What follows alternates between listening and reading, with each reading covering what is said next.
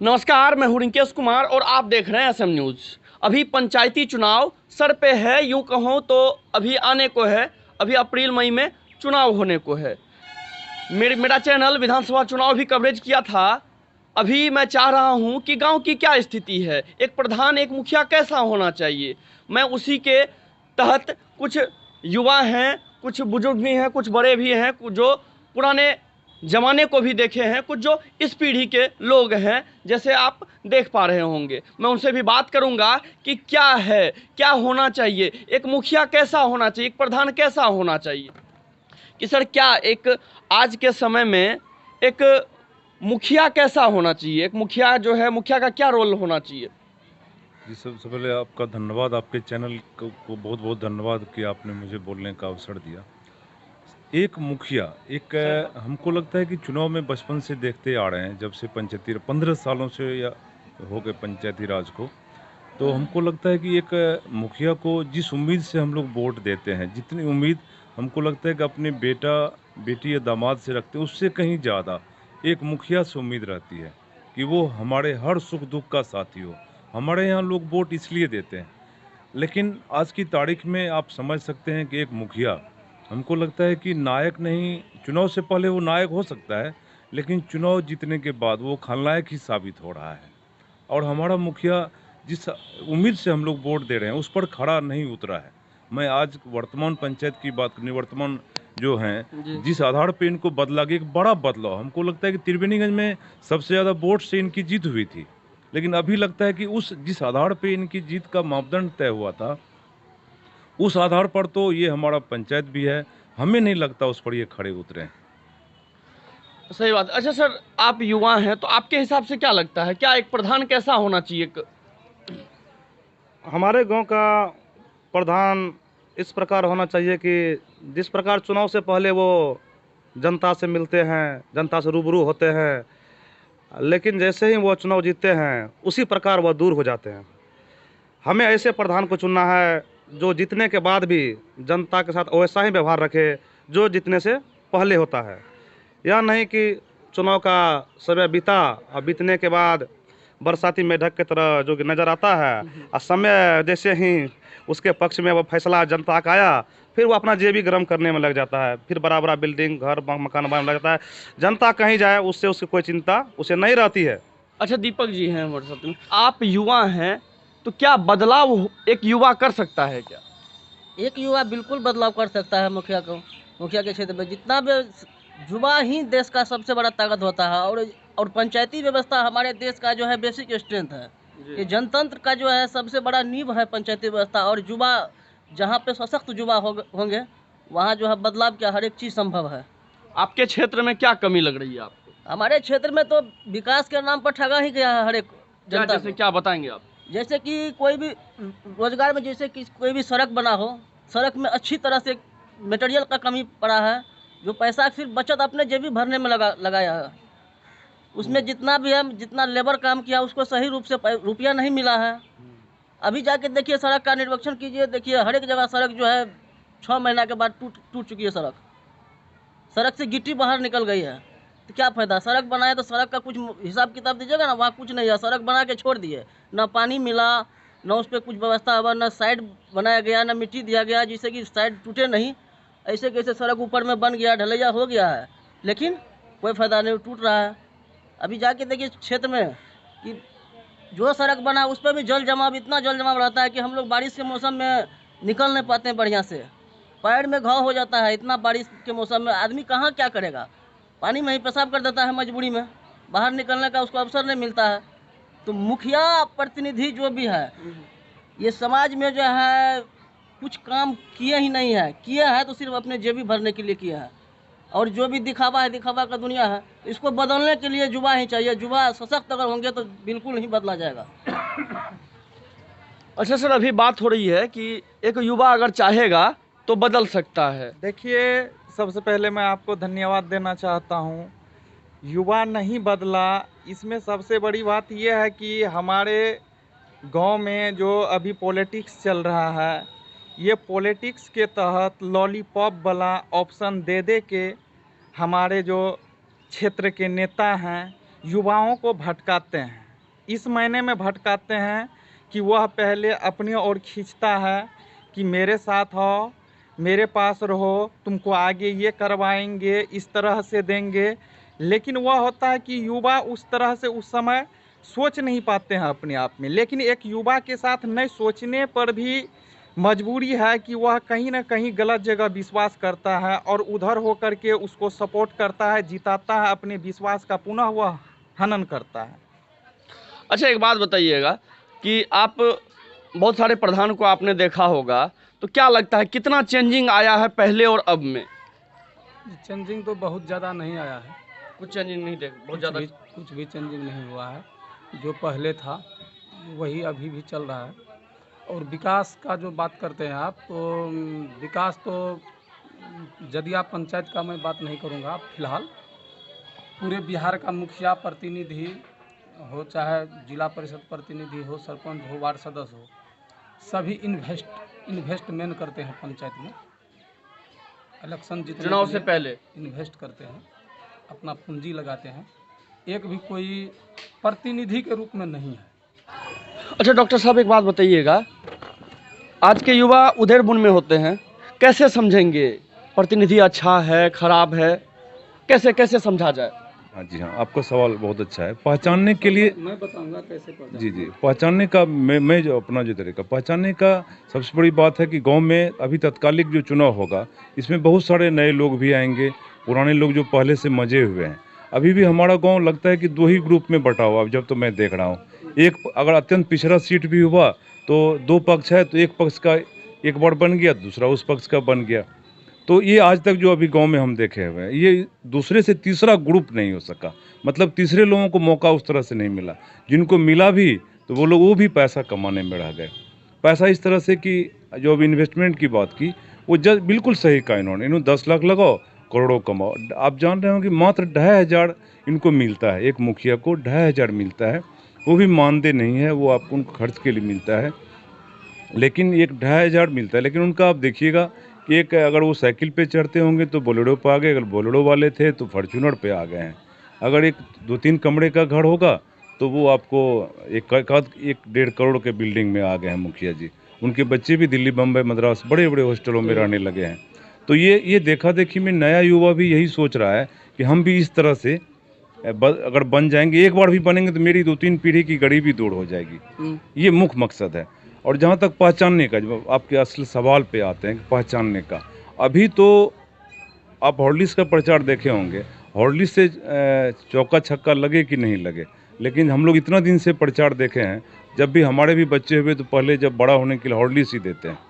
तो अभी जो दिखता है वो बिकता है।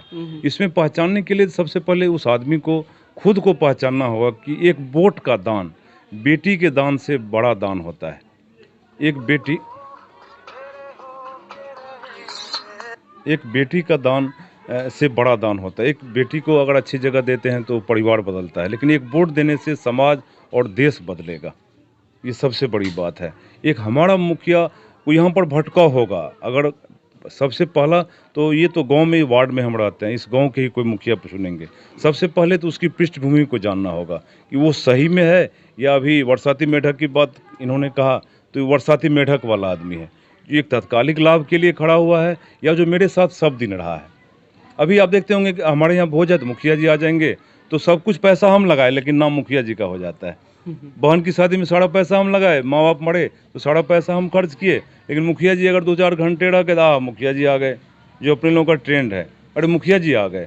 तो अपने लोगों को आह और वाह से निकल करके अच्छा प्रतिनिधि चुनने के लिए खुद को जानना पड़ेगा कि हमारा वोट कहाँ जाए। हो सकता है कि हम एक आध बार ठगे जाएंगे, लेकिन इन्वेस्टमेंट वालों, मनोहर जी ने कहा, इन्वेस्टमेंट वालों से दूर रहना पड़ेगा। अगर हमको लगता है कि अगर हम उसको बिना उसका चाय पान का खर्चा किए हम जो वोट लेने आएगा, अगर जो खराब व्यक्ति है, इसी बार जो जीता हुआ प्रतिनिधि जिसको हमने 2 बार देख लिया, 3 बार देख लिया, उसको ये कह देंगे भाई आपको पहले देख लिया, इस बार आपको नहीं देंगे। हम लोग भी क्या करते हैं, अच्छा ठीक है थोड़े साथ रह इन बोलते हैं। इस वजह से क्या होता है कि बहुत ज़्यादा उम्मीदवार खड़ा हो जाता है। हम जिसको अगर वोट देंगे, जैसे कि मुकेश जी ने कहा, हम इन लोगों को बार बार मेरा सपना रहा है कि हमारे गाँव का मुखिया ऐसा प्रतिनिधि हो जो हमारी एक बात पर चलावे। वो हमको चाय नहीं पिलावे, हमको पान नहीं खिलावे, लेकिन हमारे लिए खड़ा हो। खास करके वो विकास योजना मुखिया कमाने के लिए नहीं, विकास योजनाओं पर नज़र रखने के लिए, हमारी बात ब्लॉक तक पहुंचाने के लिए मुखिया है, उसका ये काम है। तो हमको सबसे पहले खुद को जानना होगा कि वोट का अधिकार है, वोट से बदलाव होगा। एक ग्राम स्वराज जो गांधी जी का सपना था कि एक गांव स्मार्ट होना चाहिए, अगर जान लीजिए अगर गांव स्मार्ट हो जाएगा तो शहर खुद ब खुद स्मार्ट हो जाएगा। और एक और बात है, राजीव गांधी एक चीज़ कहते थे, उनका भाषण मैंने सुना कि हम 1 रुपया जो देते हैं वहाँ से भेजते हैं। जब डिजिटल दुनिया नहीं थी, 1 रुपया गांव तक नहीं आता, 10 पैसे तक आता है, ठीक है। तो ग्राम स्वराज जब ये डिजिटल दुनिया आई तो 1 रुपया जो दिल्ली से चलता है वो गांव तक आता है, लेकिन उसमें से 90 पैसा फिर कमीशन के जरिए आपको गांव में ही नहीं वहाँ तक चला जाता है। अच्छा अच्छा। इसमें भी परसेंटेज है। अब मनरेगा में जाइएगा तो 40 से 45%। अभी पशु शेड की बात लीजिएगा तो 1,60,000 1,80,000 की योजना है तो 50-50 है मुखिया का। और इस तरह से आपको मनरेगा का देख ही लिया, जॉब कार्ड में पैसे लिए जाते हैं। उसके बाद आप 7 निश्चय का ले लीजिए, नली गली का ले लीजिए, जो सड़कें बनी हैं 6 महीने में उखड़ रही हैं, अगर बनी भी हैं तो कहीं बोर्ड नहीं मिलेगा जल्दी आपको। और मास्टर रोल वगैरह का जब तह में जाइएगा, 181 पंचायत में हमको नहीं लगता, सुपौल ज़िले में 181 पंचायत है, इसमें से कोई मुखिया, हमको लगता है सबके जेल में ही कदम मिलेंगे। अगर अच्छे तरीके से जांच हो जाए तो कोई नहीं बचेगा। अच्छा एक बात बताइए, अभी निकला था कि 2 बच्चे ही जिसके होंगे वही चुनाव लड़ सकते हैं, 2 बच्चे से अधिक वाले चुनाव नहीं लड़ सकते हैं। क्या ये सही में नियम सही है क्या? नियम तो बिल्कुल सही है, इस दृष्टि से सही है। एक तो जनसंख्या नियंत्रण के दृष्टि से काफ़ी हद तक सही नहीं, बिल्कुल सही माना जाए। और यदि यह लागू हो जाता है, मतलब जिसके 2 बच्चे हैं वही चुनाव लड़ सकते हैं, तो इसके साथ साथ मैं और कुछ कहना चाहता हूँ कि जैसे कोई भी जॉब के लिए, जैसे अब शिक्षक बनने के लिए टीईटी पास करना पड़ता है, तो उसी प्रकार राजनीतिक में भी जाने के लिए एक निश्चित एजुकेशन, योग्यता होना चाहिए। उसे भी एक एग्ज़ाम उसका लेना चाहिए, है ना। टीईटी करना पड़ता है, उसको पीईटी करना पड़ेगा, है ना। पॉलिटिकल करने के लिए, जैसे उसको जो है राजनीतिक करता है तो उसके लिए उसको एक एग्ज़ाम हाँ पंचायत एंट्रेंस टेस्ट जी, वो हाँ पीईटी होना चाहिए, वो होना चाहिए।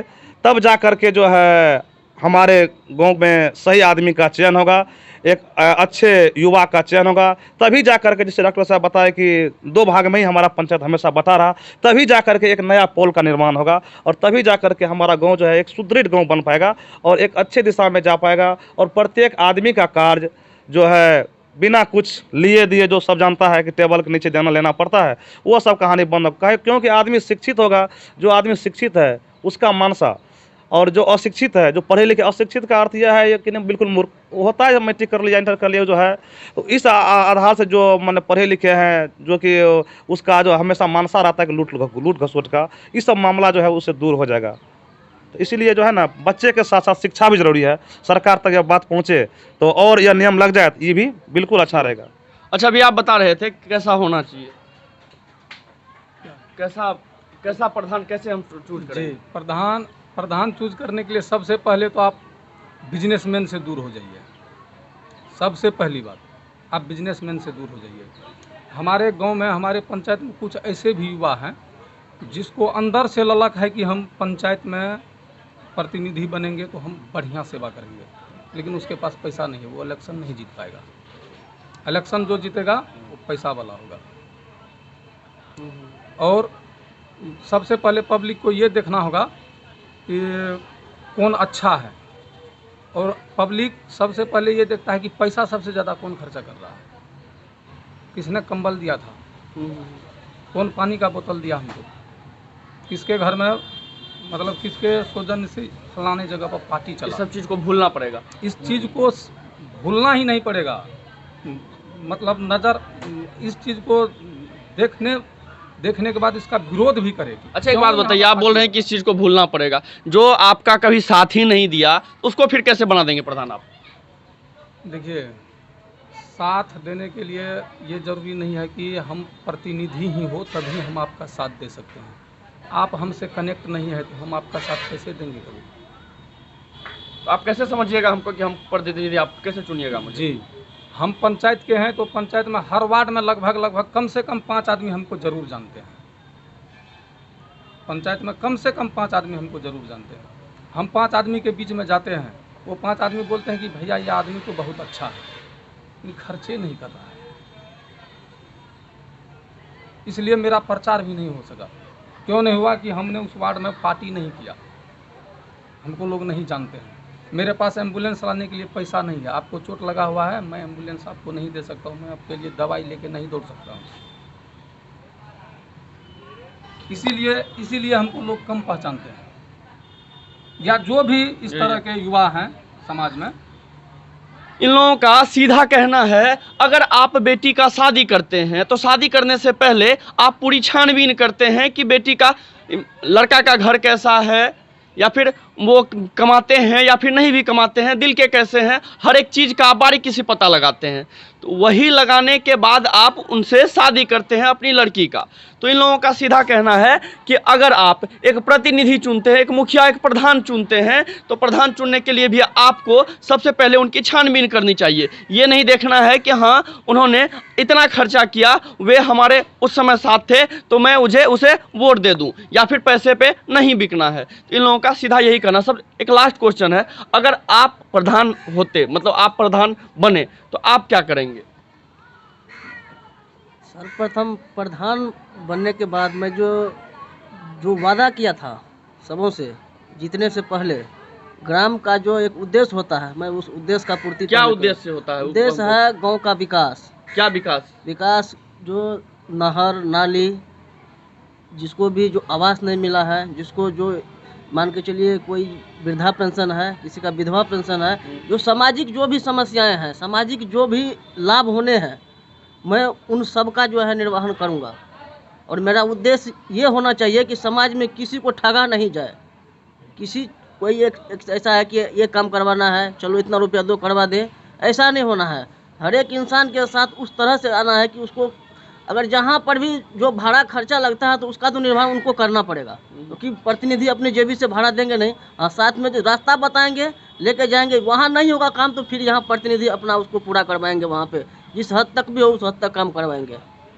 अच्छा, एक युवा क्या इंफ्रास्ट्रक्चर बनाएगा इस समाज के लिए? एक समाज के लिए युवा का क्या इंफ्रास्ट्रक्चर होगा?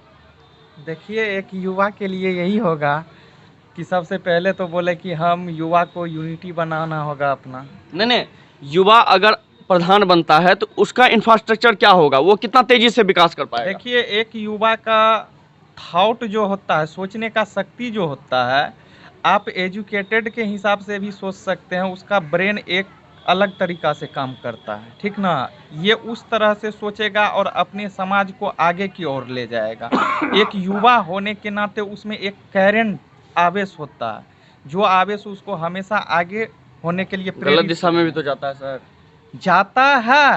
जाता है लेकिन गलत दिशा में नहीं जाएगा। हम चुन रहे हैं जिस युवा को चुने, तो पहले हम गलत थे तब ना चुने उस युवा को, उसको मौका ही नहीं देंगे। हम ऐसे युवा को खड़ा करेंगे, ऐसे युवा को बनाएंगे जो हमेशा मेरा कदम से कदम मिला करके चले। और एक मुखिया या एक जनप्रतिनिधि के अंदर जो भी सरकार के काम काज है, वो सभी काम हमारे बीच आकर के करे और हमारे बीच लगाव रखे, बस यही हम अपेक्षा करते हैं। अच्छा डॉक्टर साहब, सबसे लास्ट क्वेश्चन है आपसे एक, कि आप गांव में रहते हैं, गांव के हैं, तो एक गांव के बारे में, इस आपका जो गांव है ये, इस गांव को बदलने में क्या लगता है, क्या क्या चीज़ में कमी रह गई है जिसे आप बताना चाहेंगे कि अगर आप आते हैं, प्रधान बनते हैं, तो आपको इस चीज़ पे काम करनी होगी, तब हमारा गांव सुदृढ़ हो सकता है? फिर से एक बार सवाल। आप गांव के हैं, है ना, तो आप अपने गांव को सुदृढ़ बनाने के लिए, सफल अच्छा गांव बनाने के लिए आप चाहते हैं, तो अभी जो प्रधान आएंगे उनको क्या आप बोलना चाहेंगे कि आप क्या करें, आप कैसा इंफ्रास्ट्रक्चर तैयार करें ताकि हमारा गांव ये जो है सुदृढ़ और बहुत जल्दी से विकास हो इस गांव में? जी, बहुत अच्छा सवाल। और हमको लगता है कि अगर एक प्रतिनिधि जो नए बनेंगे, उनके लिए मेरा सिर्फ एक सुझाव रहेगा, अगर वो कमाने पर ध्यान नहीं दें, अगर वो जनता की सेवा के लिए, वो तो अपने को सेवक कहकर वोट लेते हैं, वो तो ये नहीं कहते कि मैं ठेकेदार हूँ, मैं 5 लाख लगाया हूँ, इतना कमा लेंगे।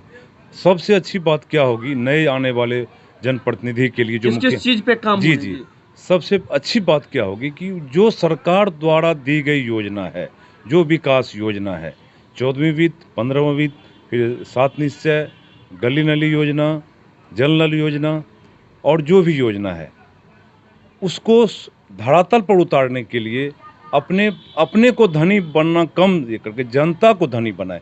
जनता धनी कब होगी?